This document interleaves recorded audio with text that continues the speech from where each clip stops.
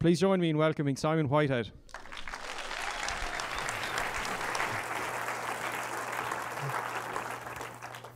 So what stops us from doing things? Often its obstacles are just so big that sometimes we can't get over them. It might be money, it might be time, it might be work. But what about the other times? For the other times, there's the fear. So what is the fear? Is it being scared? Is it feeling your heart pound before you do something crazy? No. The fear cuts you down before you even start. The fear will keep you inside your safe little world, preventing you from actually living your life. And this was me for many years. I'd always wanted an adventure, always wanted to do something that I could hang my hat on. I'd always been having like micro adventures, climbing in the Alps or weekends mountain biking, but nothing that demanded a shift in lifestyle or employment. I had read about other people's adventures, great Victorian explorers, their struggles and how they overcame adversity. But worries about a future career, relationships, and life in general prevented me from going big. Jump forward a year of tour throwing, and all of a sudden I find myself in Quito. I finally committed to my trip. And that was the hardest thing about the whole journey, was actually getting the balls to get on with it. And so I arrive in this little youth hostel, and I finally pluck up the courage to leave after a week. And that was only after the owner asked me if I was actually on a cycling trip. Yeah, somehow I made it through the Ecuadorian cloud forest by the La Balsa border, crossing to Peru, and I was cycling down the Peruvian coast heading towards Lima.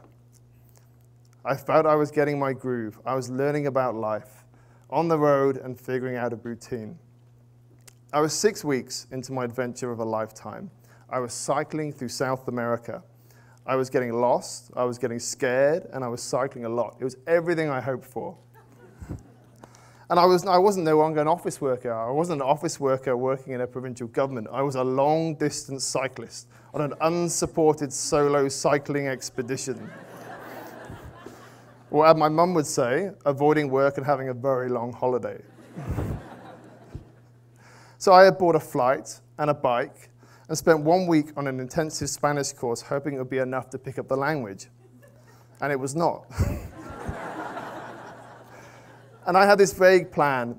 I arrived in Quito, and I was going to tick off South America's greatest hits. I was going to do some rainforest, some cloud forest. I was going to do the Andes, Machu Picchu, Torres del Paine, the Carretera Austral, Merino Glacier, and the Salar de Uyuni, the world's biggest salt flat, which sounds really exciting, but it's not. It's just flat.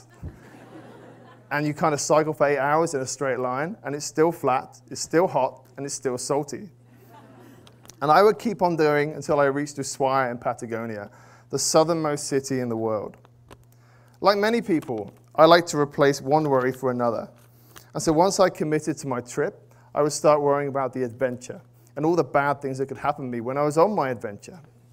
Everyone I spoke to always said the same, the Banditos.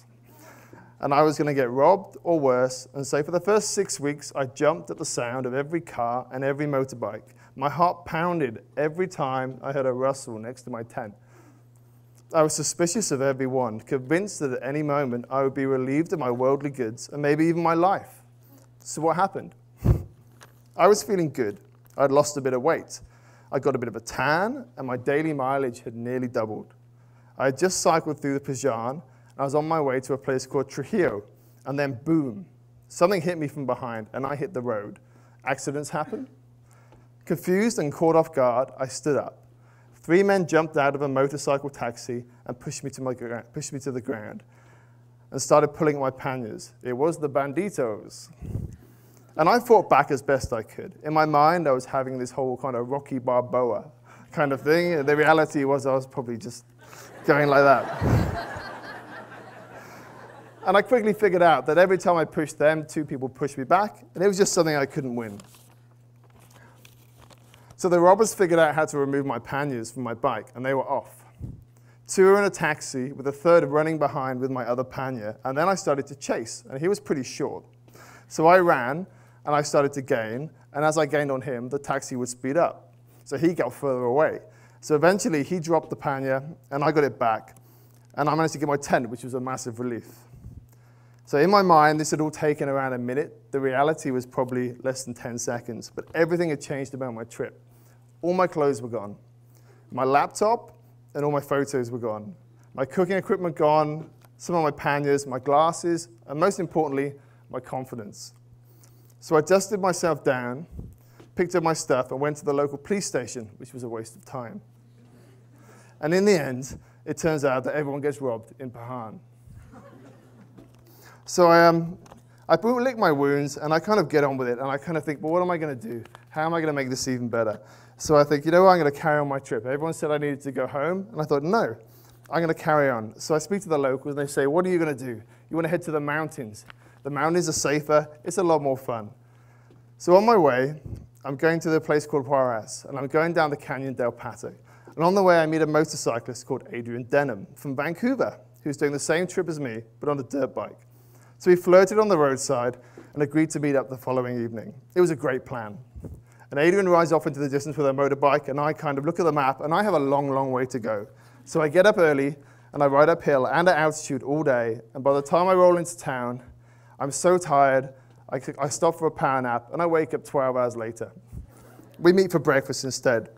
So Adrian had a heap of a motorbike called Dirk. And it was so bad that after a couple of months, we found ourselves traveling at almost the same time. And in the end, we started dating, and I rode as fast as I could in a straight line, and she would do these giant S-turns. And then we got to the bottom.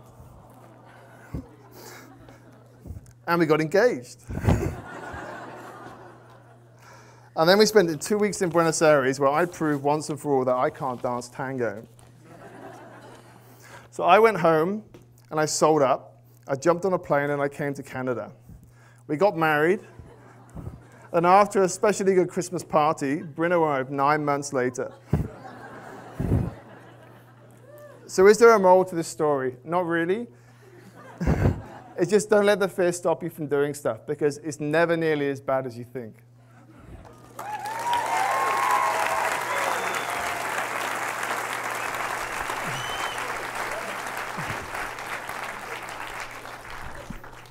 Good stuff.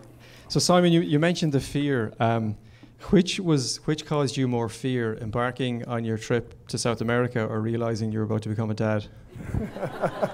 Oh, dad, definitely. Yeah. Fair enough. Guys, let's hear it for Simon Whitehead. Well done, Simon.